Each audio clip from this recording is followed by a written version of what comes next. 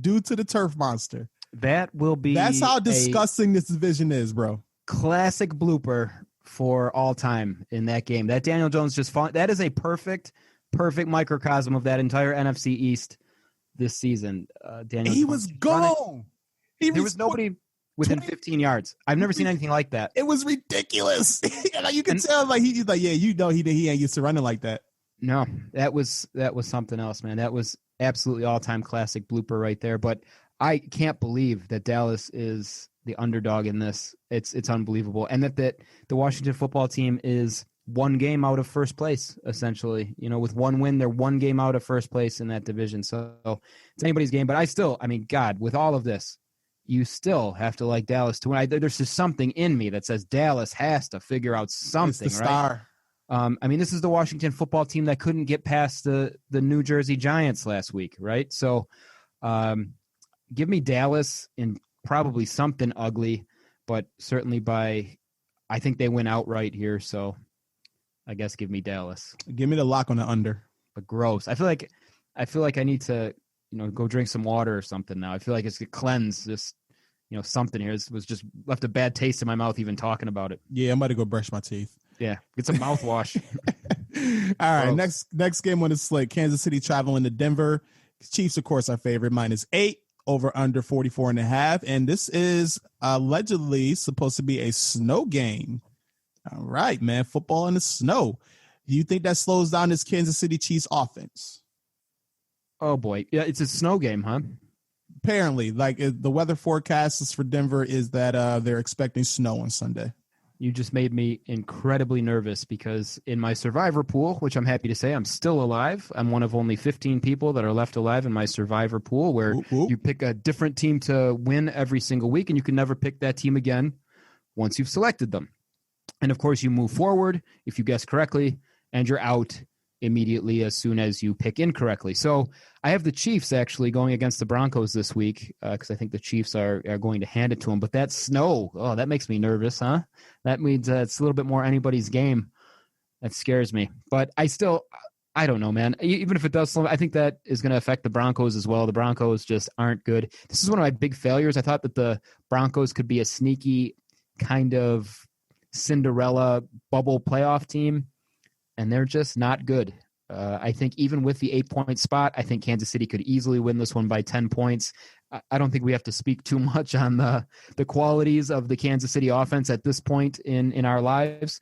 They're worth all the accolades, and they play efficiently. They do exactly what it takes to beat you, and I feel like they haven't even really exploded yet. Like I think a lot of people have been looking for them to do with receivers like Mecole Hardman, Demarcus Robinson, Tyreek Hill, thank you.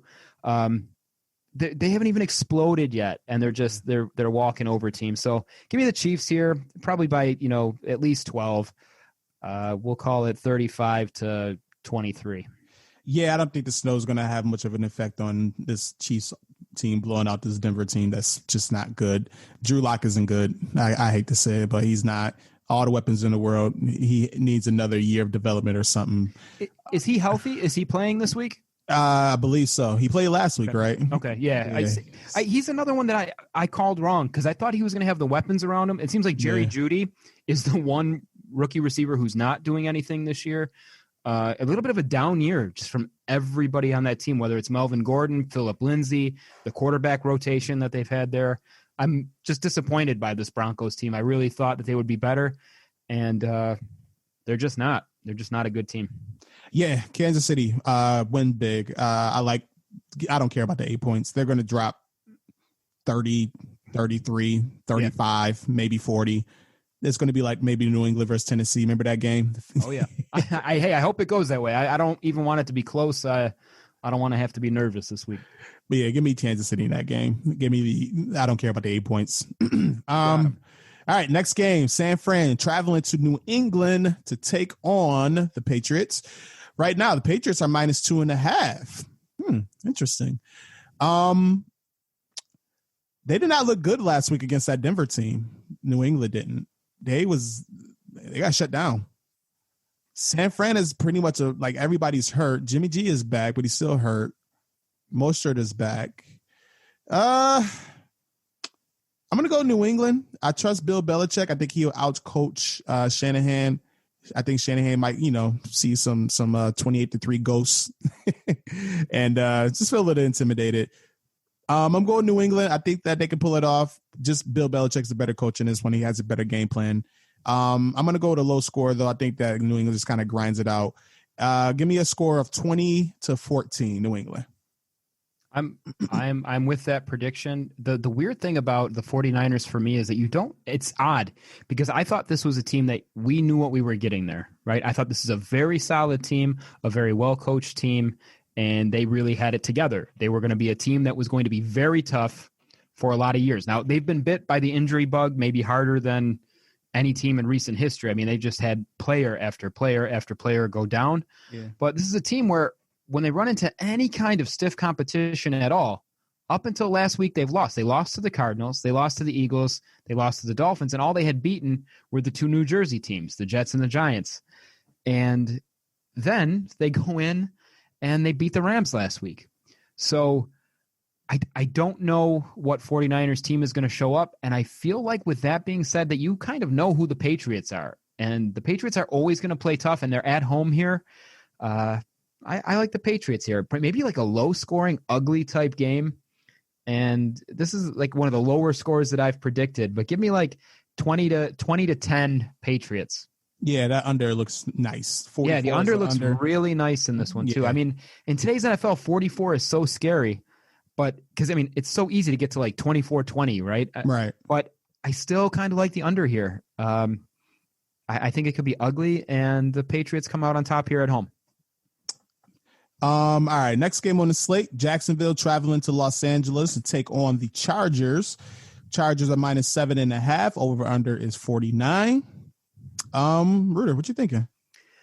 Well, that's a great question. What am I thinking? That's actually the best way to put this. What's on your mind? What's on my mind with this game? Well, what's on my mind this game is that when I was looking for my survivor pool at kind of the whole roster or slot of games this week, this was one that stood out to me as very odd because the Chargers were kind of more heavily favored than I thought they'd be. Now, the Chargers are coming off of a bye, but they've been a team that's just tough to call. Herbert's been good in his debut these last few weeks, but they've been an inconsistent team.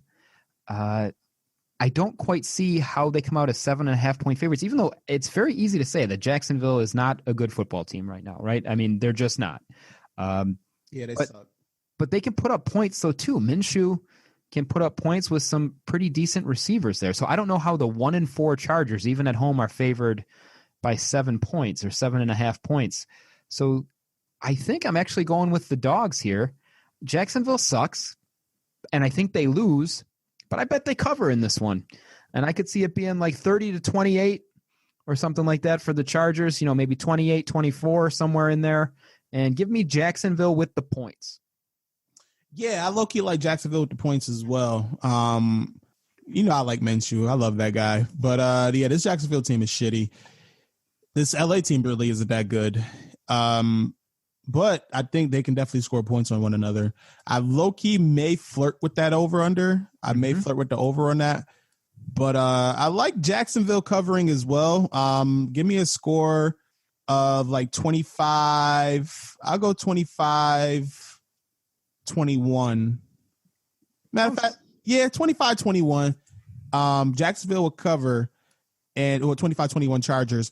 Jacksonville covers, and I don't know, man. I might pick the over on that one. I think it could get it may get into the 30s for both teams.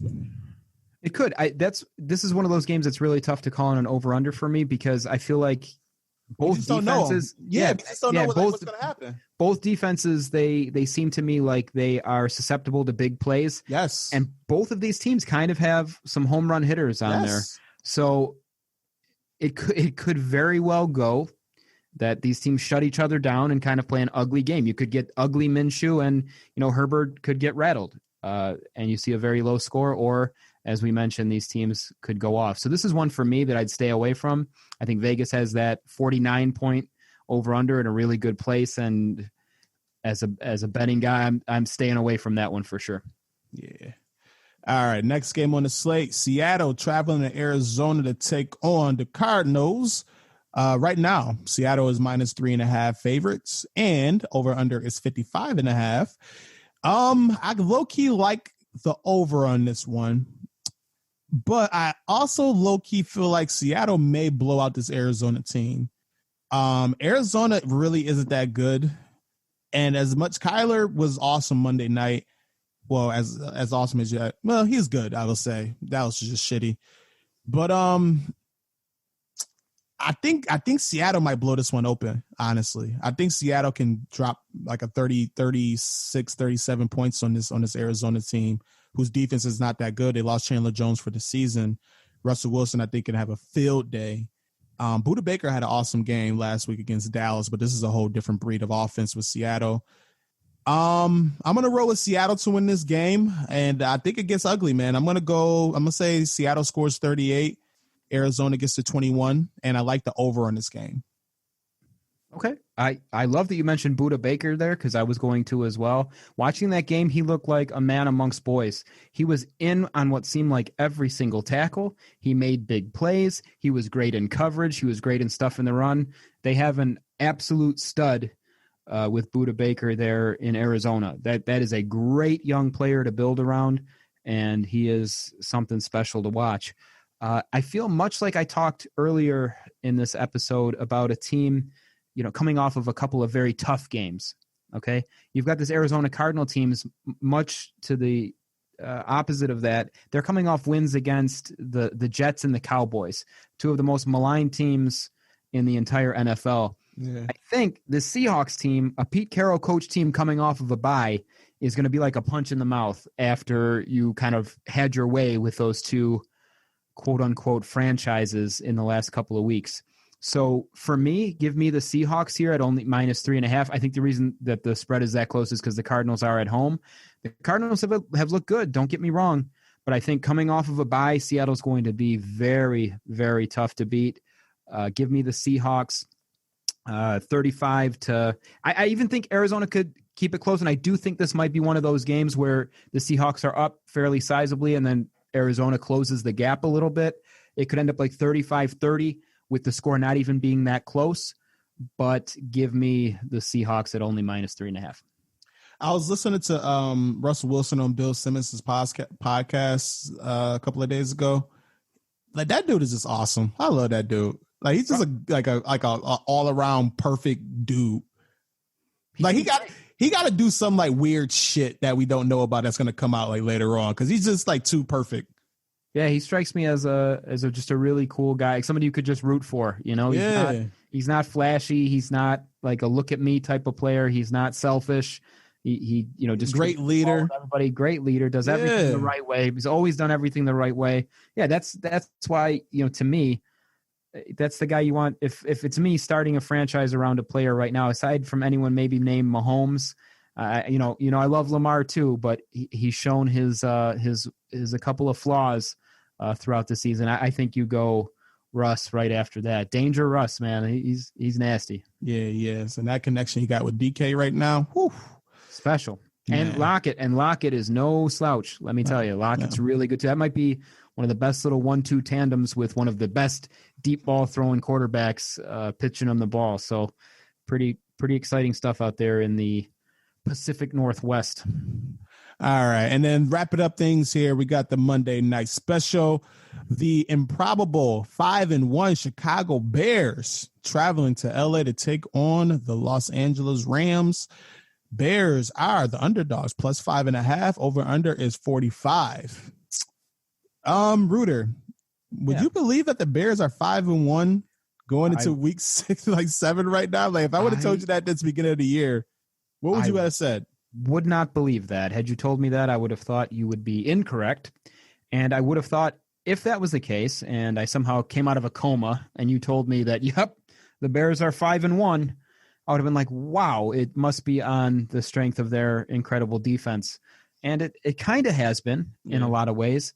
But they just keep winning in weird ways.